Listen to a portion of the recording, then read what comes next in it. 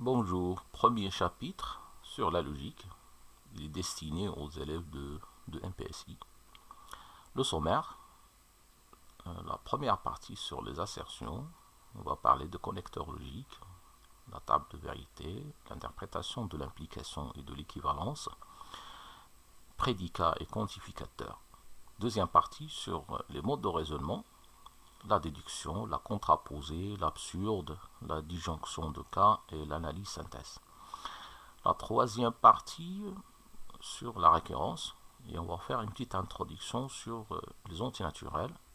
C'est le premier paragraphe. Puis on va parler du principe de récurrence simple, récurrence à pas double, récurrence forte, et aussi la récurrence finie ascendante et la récurrence finie descendante. Première partie sur les assertions. Définition. Une assertion ou proposition, c'est un énoncé mathématique concernant des objets mathématiques qui peut être vrai ou faux. Et donc c'est un énoncé qui donne une information. C'est-à-dire qu'on peut affirmer est-ce que cette information est vraie ou bien fausse. L'objectif du mathématicien consiste alors à mettre en évidence le plus possible d'assertions vraies. Certaines assertions sont déclarées vraies a priori. Ce sont les actions. C'est clair qu'on ne peut pas donc démontrer toutes les assertions. Donc il y a des assertions au début qu'on doit admettre. C'est ce qu'on appelle les axiomes. Et après, donc, les autres vont découler de ces axiomes-là. Les autres doivent résulter, évidemment, d'une démonstration à partir de ces axiomes. Ou bien d'autres assertions déjà démontrées. Une assertion démontrée est appelée, suivant son importance, théorème ou proposition. Un lemme est un résultat préalable utile à une démonstration ultérieure. Parfois, donc, on a des démonstrations qui sont un peu longues. Il y a des parties de la démonstration qu'on peut les isoler et les démontrer séparément. Et après, utiliser ces résultats-là pour démontrer le théorème principal. Donc, ces parties-là, ces résultats intermédiaires, on les appelle lemmes, qui sont donc utiles pour la démonstration du théorème. Un corollaire est une assertion qui découle immédiatement d'un résultat précédent et est une conséquence directe d'un théorème ou bien d'une proposition. Une conjecture est une assertion qu'on pense qu'elle est vraie sans en avoir une démonstration. Donc au début, on n'a pas pu démontrer le résultat, mais on sent qu'il est vrai. Et donc on appelle ce résultat-là conjecture, en attendant qu'on trouve une démonstration pour cet énoncé. Quelques exemples. L'énoncé 5 est un diviseur de 14. Est-ce que c'est une assertion ou non? Oui, c'est une assertion parce qu'il donne une information et on peut affirmer est-ce que c'est vrai ou bien faux. Et voilà, donc c'est une assertion et c'est clair qu'il est une assertion fausse. Deuxième exemple, 12 inférieur égal à 31. C'est aussi une assertion et c'est une assertion qui est clairement vraie. Troisième exemple, 2 plus fois 3 strictement plus grand que 11 moins. C'est un énoncé, mais ce n'est pas une assertion parce que c'est pas compréhensible cet énoncé-là, puisqu'il comprend des erreurs de syntaxe. Donc voilà, elle n'a pas de sens puisqu'elle comprend des erreurs de syntaxe. Quatrième exemple, comparer moins 6 et moins 7. C'est un énoncé, mais ce n'est pas une assertion. Il est compréhensible quand même, mais on peut ni dire qu'il est vrai, ni dire qu'il est faux. Donc voilà, ce n'est pas donc une assertion. X est positif, ou X est un réel, est une assertion aussi, mais sa valeur de vérité dépend du X. Si vous connaissez la valeur du X, vous pouvez affirmer est-ce que c'est vrai ou bien faux. Voilà. Et on va voir plus tard que ça s'appelle prédicat, donc une assertion qui dépend d'une variable ou bien de plusieurs variables. Il s'appelle donc prédicat. Quelques remarques avant de passer. Si une assertion est énoncée sans préciser sa valeur de vérité, alors il est sous-entendu vrai, sans le dire, d'accord? Mais si on veut dire qu'il est faux, il faut le dire de façon explicite. Par exemple, si on écrit x est supérieur ou égal à 5, alors on veut dire que l'assertion x est supérieur ou égal à 5 est vraie. Deuxième paragraphe sur les connecteurs logiques. Donc, à partir d'un certain nombre d'assertions, on peut construire une nouvelle assertion. Et pour faire ça, on utilise ce qu'on appelle les connecteurs logiques. Donc, on va voir les connecteurs logiques les plus utilisés. Alors, définition, A et B sont deux assertions. On construit à partir de A et B les assertions suivantes. La première, la négation de A. C'est une nouvelle assertion construite à partir de A, qu'il est noté non A, ou aussi A bar, si vous voulez. Elle est vraie si A est fausse, et elle est fausse si A est vrai. C'est-à-dire qu'il prend le contraire de la valeur de vérité de A. Le deuxième connecteur, c'est la conjonction. Il lie donc deux assertions A et B. Il est noté A et B. Elle est vraie si A et B sont toutes les deux vraies. Et elle est fausse si sinon, c'est-à-dire si l'une au moins des assertions A et B est fausse. Le troisième connecteur, c'est la disjonction de A et B. Il est noté A ou B. Évidemment, vous pouvez trouver donc d'autres notations, mais on aime utiliser les notations les plus utilisées. Il est vrai si l'une au moins des assertions A et B est vraie. Et elle est fausse sinon, c'est-à-dire si toutes les deux sont fausses. L'implication de B par A est notée. A implique B. Donc c'est B qui est impliqué par A. Et donc on lit ça, A implique B. Elle est vraie si A est fausse, ou bien A est fausse ou B est vrai. Et elle est aussi, et elle est fausse si A est vrai et B est fausse. Donc le seul cas où l'implication est fausse, c'est que A est vrai, mais B est fausse. Normalement, l'implication, ce qu'on veut avoir de l'implication, c'est que si A est vrai, le B doit nécessairement être vrai. D'accord? Donc si vous avez A est vrai, mais B est fausse, donc l'implication est fausse. Et c'est le seul cas où l'implication est fausse. Et donc si A est fausse, et B est fausse ou bien vrai, ça marche. Donc l'implication est vraie. Ou bien si B est vrai et A est fausse ou bien vrai, donc l'implication est vraie. L'équivalence de A et B est notée A avec flèche double, droite à gauche, B. Elle est vraie si A et B sont toutes les deux vraies ou toutes les deux fausses. Donc en résumé, s'ils sont de même valeur de vérité.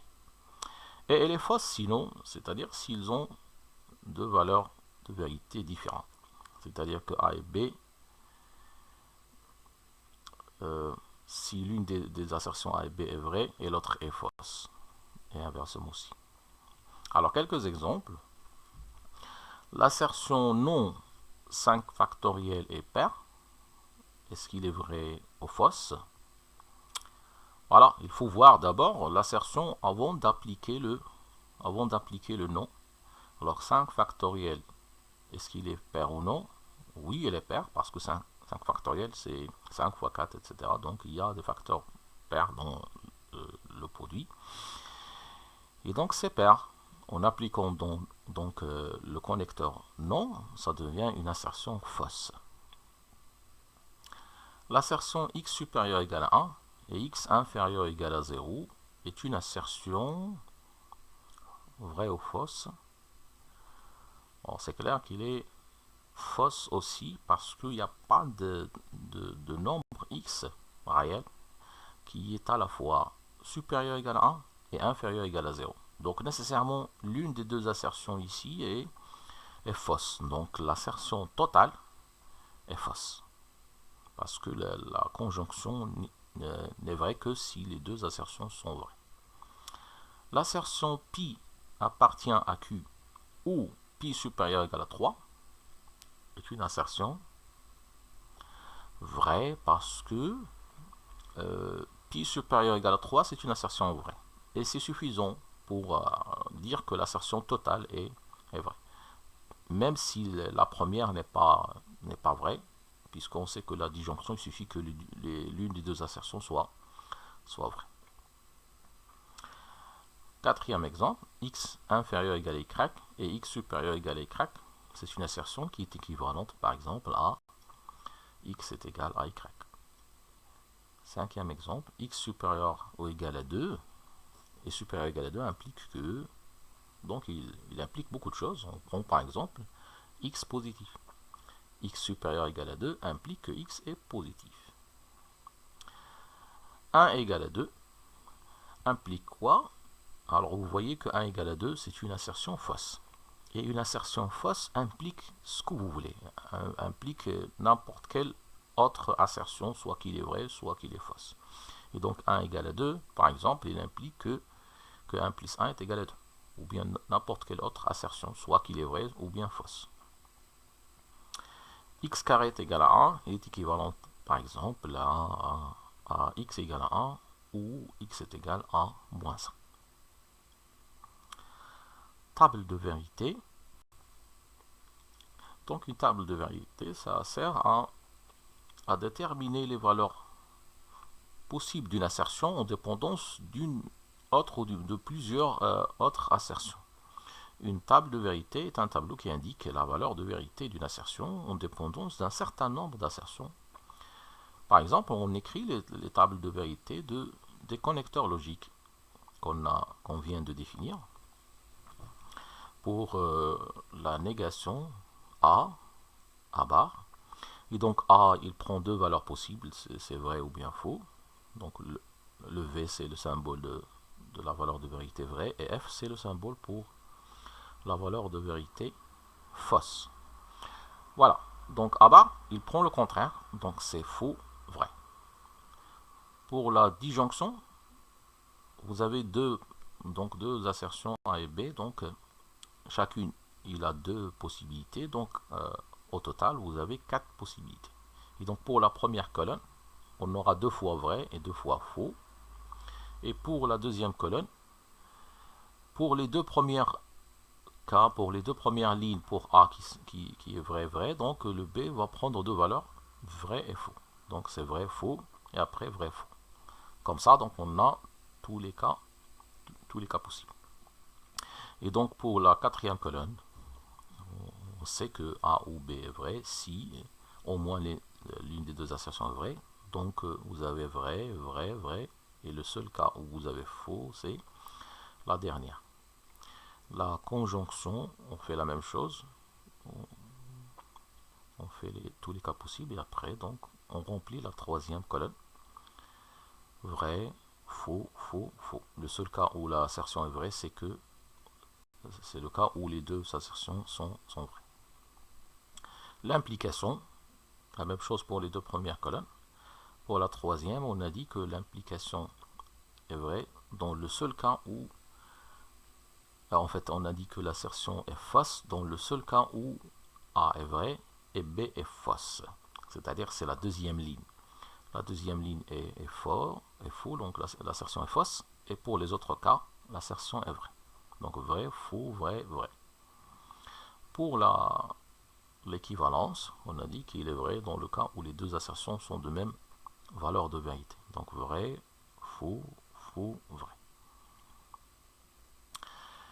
On va ici donc citer quelques propriétés donc élémentaires pour les assertions. Donc on fixe A, B et C trois assertions. la négation de A, on revient à A elle-même. Ça, c'est clair. A et B est équivalent aussi à B et A. Donc l'ordre n'est pas important. A ou B équivalent à B ou A. La négation de A ou B, c'est A bar et B bar. Il s'agit de nier donc les deux assertions et après donc transformer le ou en est. Et la même chose si vous avez et, donc vous transformez et en ou et vous passez à la négation de A et B. Voilà. La troisième propriété, A ou B entre parenthèses B et C est équivalent à A ou B entre parenthèses et A ou C. C'est ce qu'on peut dire, on peut l'appeler donc la distributivité de ou par rapport à et. Et aussi l'inverse est vrai, c'est-à-dire que le est distributif par rapport à ou. A et entre parenthèses B ou C est équivalent à A et B ou A et C. La quatrième propriété, A implique B est équivalente à, par définition, à A bar ou B. En fait, c'est la définition de A implique B. A bar ou B. C'est aussi équivalent à B bar implique A bar. C'est ce qu'on appelle la contraposée. Parfois, donc, l'implication directe n'est pas facile à démontrer, ou bien c'est moins facile à démontrer. Donc, c'est bien de passer à la contraposée si c'est plus simple. La négation de A implique B, donc, c'est A et B bar. Donc, en général, pour nier donc une implication, on garde la première assertion et on passe à la négation pour la deuxième, et puis on transforme l'implication. L'implication, on va la transformer en conjonction, en et. A équivalente à B est équivalente à A implique B et B implique A. Donc pour démontrer une relation, pour démontrer une équivalence entre deux assertions, il suffit de montrer l'implication dans les deux sens. C'est ce qu'on fait en général dans la pratique. A implique B et B implique C par transitivité donne A implique C. A équivalente à B et B est équivalente à C implique que A est équivalente à C par transitivité. Évidemment, donc, ces deux assertions sont des implications. Il n'y a pas le sens inverse, évidemment. Le A implique C, on ne peut rien dire pour B par rapport à A et C. Quelques exemples de démonstration. On ne va pas démontrer tout, donc on va choisir quelques exemples. On va par exemple démontrer ça, la deuxième, et aussi la troisième. Voilà. Et on fait ça par des tables de vérité. On démontre l'assertion A et B, la négation de A et B, qui est A bar ou B bar, par une table de vérité. Donc voilà, il s'agit d'écrire d'abord la première colonne et la deuxième colonne pour A et B, et après écrire les colonnes concernant les parties de cette assertion-là. On calcule d'abord A et B, puis sa négation, puis A bar et B bar, puis la disjonction des deux, et puis l'assertion finale, l'assertion totale. Pour A et B, on a déjà vu qu'il y a 4 cas, donc on peut l'écrire comme ça, pour avoir tous les cas possibles. Et après, on remplit donc chaque colonne. Vrai, faux, faux, faux. Et la négation, c'est faux, vrai, vrai, vrai. La négation de A, c'est faux, faux, vrai, vrai. Pour B, c'est faux, vrai, faux, vrai. La disjonction de A bar et B bar, donc en utilisant ces deux colonnes-là, donc c'est faux, c'est le seul cas où on aura faux, donc vrai, vrai, vrai. Et après là, l'équivalence, donc il s'agit de comparer la quatrième colonne avec la septième colonne. Et donc on remarque qu'ils ont la même valeur de vérité, donc l'équivalence est toujours vraie. Donc voilà, ceci démontre que l'assertion est toujours vraie pour n'importe quelle valeur de vérité pour A et B. Le deuxième exemple de démonstration, on démontre A ou B, c'est entre parenthèses, équivalent à A ou B et A ou C. Pour simplifier donc les écritures, donc on va noter X, A ou B, C, et Y la deuxième assertion. Et donc on écrit le tableau, on dresse la table suivante. Il y a maintenant 3 assertions et donc il y a au total 8 cas, puisque vous avez 2 fois 2 fois 2 qui est égal à 8. Et donc pour la première colonne, on le partage en deux, 4 fois vrai et 4 fois faux.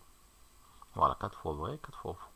Et pour les 4 fois vrai de A, on aura pour B 2 fois vrai, 2 fois faux. Et pour les 4 fois de fausse pour A, on aura la même chose, vrai 2 fois et fausse 2 fois. Pour C, le cas où A et B sont toutes les deux vraies, donc on aura une fois vrai pour C et une fois faux. La même chose ici, vrai, vrai, faux, faux, on aura vrai, faux. Et ici, vrai, faux, vrai, faux. Voilà. Donc on commence par 4 fois vrai, 4 fois faux, puis 2 fois vrai, 2 fois faux, etc. Et puis une fois vrai, une fois faux, etc. Et maintenant on remplit les autres colonnes.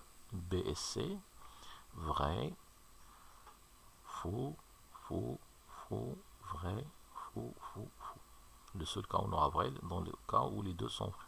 A ou B, vrai, vrai, vrai, vrai, vrai, vrai, faux, faux, faux. Voilà. Donc 5 fois vrai et 3 fois faux. Parce qu'on aura ici. Non, ça c'est vrai. Ah, c'est une erreur. Donc ça c'est vrai, c'est pas faux. Parce qu'ici vous avez F faux vrai, ça donne vrai ici. Donc c'est 6 fois vrai et 2 fois faux. A ou C, c'est vrai, vrai, vrai, vrai, vrai, faux, vrai, faux. Voilà. Et donc pour X qui est A ou B, C, donc il s'agit de comparer la première colonne avec la quatrième colonne. Et donc en appliquant la disjonction. Donc c'est vrai, vrai, vrai, vrai, vrai, faux, faux, faux. Pour Y, il s'agit de comparer la cinquième colonne avec la sixième. Comparer les deux par conjonction. Et n'oubliez pas que ça c'est vrai n'est pas faux.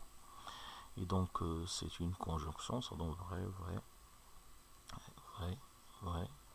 Mais même si ça est faux ou bien vrai, ça marche, ça dérange pas donc puisque ça c'est faux. Donc pour n'importe quelle valeur ici, ça donne toujours faux, faux, faux. Voilà. Donc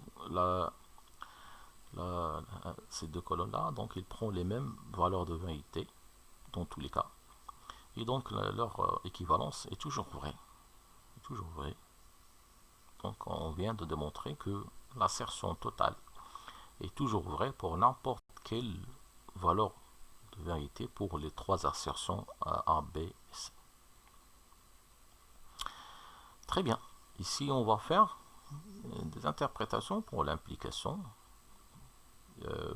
A et B sont deux assertions. On va dire que si A implique B, on dit que A est une condition suffisante de B. C'est-à-dire, pour avoir B, il suffit d'avoir A. Donc A, c'est suffisant pour avoir B. On dit aussi que B, pour que B soit vrai, il suffit que A soit vrai. B est une condition nécessaire de A. Donc ça, c'est inversement. Donc pour avoir B, il est nécessaire d'avoir A. En d'autres termes, on ne peut pas avoir B si vous n'avez pas A. D'accord? En fait, on ne peut pas avoir A si vous n'avez pas B. C'est ça. B est une condition nécessaire de A. Pour que A soit vrai, il faut que B soit vrai. Je répète donc. Si A implique B, donc on ne peut pas avoir A si vous n'avez pas B. Parce que si vous avez A, nécessairement vous allez avoir B. Et donc si le B n'est pas vérifié, n'est pas vrai, donc A, nécessairement, ce ne sera pas vrai. Voilà, donc B est une condition nécessaire pour avoir A.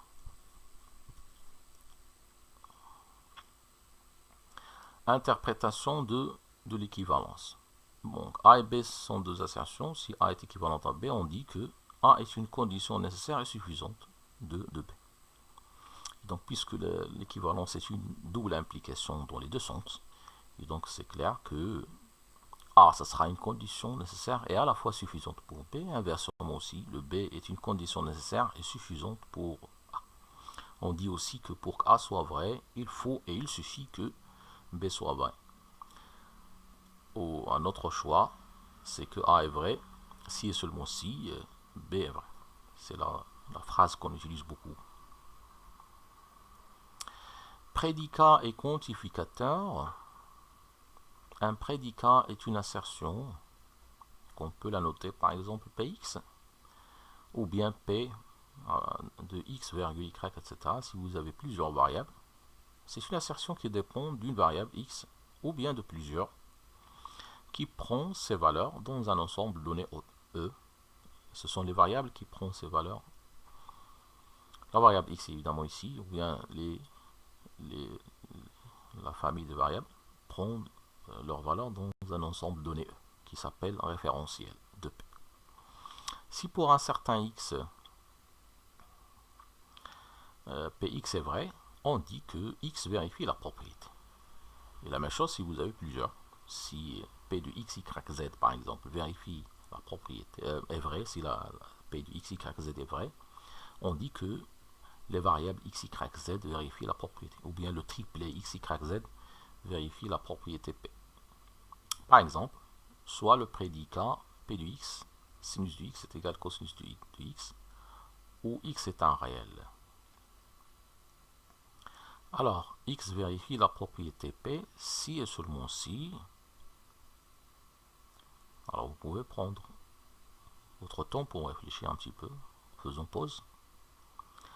Voilà, c'est clair que c'est vrai, la propriété vérifiée par x si et seulement si le x est congru à pi sur 4 modulo pi.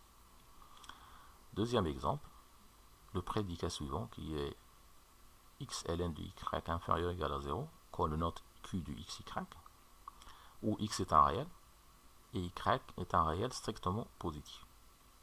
Alors x et y vérifient la propriété q si seulement si, soit que x est strictement supérieur à 0 et y est strictement inférieur à 1, pour que le ln soit positif aussi, ou x est strictement négatif et y est strictement plus grand que 1, ou x est nul, tout court, donc x est nul suffisant, et donc peu importe la valeur de ln de y, parce que si x est égal à 0, soit que ln de y est positif ou bien négatif, le résultat ça donne 0, et donc c'est vraiment inférieur ou égal à 0. Ou aussi, le y est égal à 1. La même chose ici, si le ln de y est égal à 0, peu importe le signe de x, d'accord, parce que le résultat, ça va donner 0, et donc ce sera inférieur ou égal à 0. Soit que x est positif ou bien négatif. Donc voilà, ce sont 4 cas, les seuls cas où l'assertion est vraie, c'est-à-dire que x, y vérifie la propriété. Les quantificateurs, P étant un prédicat de référentiel E, on définit deux types de quantificateurs. C'est le quantificateur universel, puis le quantificateur existentiel. Alors, le premier, il est défini comme ça, l'assertion quel que soit x appartenant à E, P de x, donc ce symbole-là, c'est donc se lit quel que soit, qui exprime que tout élément x de E vérifie la propriété P. Et se lit quel que soit x dont E, P de x, ou bien pour tout x dont E, P de x. Voilà. Ce symbole est appelé quantificateur universel. L'assertion, il existe x appartenant à E tel que P de x, donc ce symbole-là, donc il se lit, il existe, exprime qu'il existe au moins un élément x de E qui vérifie la propriété P. Et se lit, il existe x dont E tel que P de x. Ou bien il y a x dont E qui vérifie, ou bien il se trouve, parce qu'il est utilisé beaucoup, c'est il existe x dont E tel que P de x. Le symbole, ce symbole-là est appelé quantificateur existentiel. L'assertion il existe avec le symbole, le point d'exclamation ici, donc ça exprime l'unicité. Le premier symbole exprime l'existence et le petit point d'exclamation exprime l'unicité. Donc l'assertion exprime qu'il existe un et un seul élément x de E qui vérifie la propriété.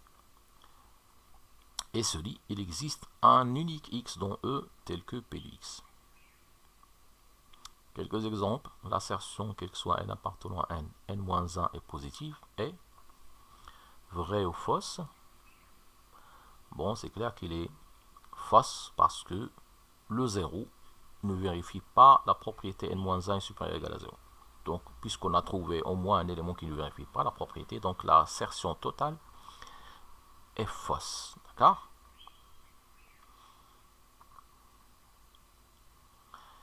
Le deuxième exemple, il existe n p appartenant à une étoile au carré tel que p est supérieur ou égal à 2 et n à la puissance p est égal à 8 est une assertion vraie parce que il y a donc un couple qui vérifie vraiment cette égalité-là. C'est le couple 2, 3. n égale à 2 et p est égal à 3. L'assertion, il existe un unique x appartenant à R tel que sinus de x est égal à x. Oui, c'est clair qu'il est vrai. La seule valeur de x qui vérifie cette égalité, c'est 0. Et ça, on peut le démontrer de façon analytique si vous voulez. La négation d'une assertion avec quantificateur, soit P un prédicat de référentiel E, la négation de l'assertion quel que soit x appartenant à E, P de x, c'est il existe x appartenant à E tel que P de x bar. Donc il s'agit de transformer le quantificateur universel au quantificateur existentiel et puis passer à la négation de P. La même chose si vous avez, il existe x appartenant à E tel que P de x, ça devient, après négation, quel que soit x appartenant à E, P de x bar. Exemple, la négation de il existe x appartenant à xy appartenant à R au carré tel que x est supérieur ou égal à 2 et y inférieur strictement à 1 et quel que soit xy appartenant à R au carré, x strictement inférieur à 2 ou y est supérieur ou égal à 1, d'après les règles qu'on a déjà vues. La négation de quel que soit n appartenant à n, grand N, n strictement plus grand que 2 implique que n est supérieur ou égal à 3 et il existe n appartenant à n tel que n est strictement plus grand que 2 et n est strictement inférieur à 3. On a dit que la négation de l'implication, il s'agit de garder la première assertion, de passer à la négation pour la deuxième, et puis transformer l'implication à la conjonction. Remarque, des petites remarques à faire avant de continuer. La permutation des quantificateurs de même type n'affecte pas le sens de l'assertion. Ça ne change pas, donc l'assertion, il garde le même sens et la même valeur de vérité. Donc il n'y a pas de problème. Le problème, c'est de permuter deux quantificateurs différents, c'est-à-dire quantificateur existentiel avec quantificateur universel. Donc il ne faut pas donc inverser. Si vous inversez donc les deux, ça veut dire que vous avez changé le sens de l'assertion et probablement aussi vous avez changé la valeur de vérité. Donne un sens différent de l'assertion. Par exemple, l'assertion il existe x appartenant à z tel que quel que soit y appartenant à z, x est inférieur ou égal à y, signifie qu'il y a un entier qui est plus petit que tous les entiers. C'est ça si on veut la traduire en une phrase donc. Et ceci est faux, parce qu'il n'y a pas d'entier qui est plus grand que tout le monde, parce que l'ensemble des entiers relatifs n'est pas minoré, si vous voulez. Par contre, en inversant l'ordre des quantificateurs, l'assertion obtenue, qui est quel que soit y appartenant à z, il existe x appartenant à z tel que x est inférieur ou égal à y, signifie que pour chaque entier, il y a un entier plus petit que lui. Et ça, c'est vrai, c'est toujours vrai. Pour chaque entier, on peut trouver un autre entier plus petit que lui. Et donc, vous remarquez qu'on changeons l'ordre de ces deux assertions-là. On a changé le sens et changé aussi la valeur de vérité. Très bien. Une autre remarque à faire, c'est dans une assertion, une variable x précédée par le symbole d'existence dépend de toute variable précédée par quelque soit placée avant x.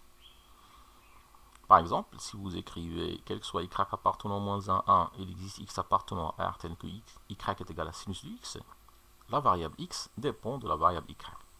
Parce que x est précédé par le symbole d'existence, et ici, y est précédé par le symbole de universel. Et donc, le x va dépendre de y. C'est-à-dire que pour chaque y, il a son x, le x correspondant, qui vérifie y est égal à sinus de x.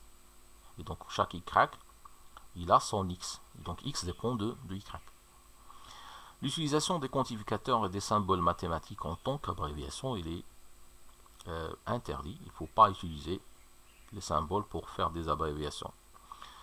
Voilà, doit être évité. Par exemple, on doit éviter d'écrire puisque x est positif, flèche, la valeur absolue de x est égale à x. Bon, donc en écrivant ça, on a donc une assertion qui n'est pas bien rédigée, puisque l'implication, ce symbole-là, est réservé pour l'implication et pas pour remplacer donc ou bien alors. D'accord? Mais plutôt écrire, puisque x est positif, alors la valeur absolue de x est égale à x. Donc il ne faut pas remplacer le alors par la flèche pour abréger un petit peu. Donc. Voilà, on a terminé donc la première partie. La deuxième partie, on va la faire dans la vidéo prochaine. Merci pour tout le monde.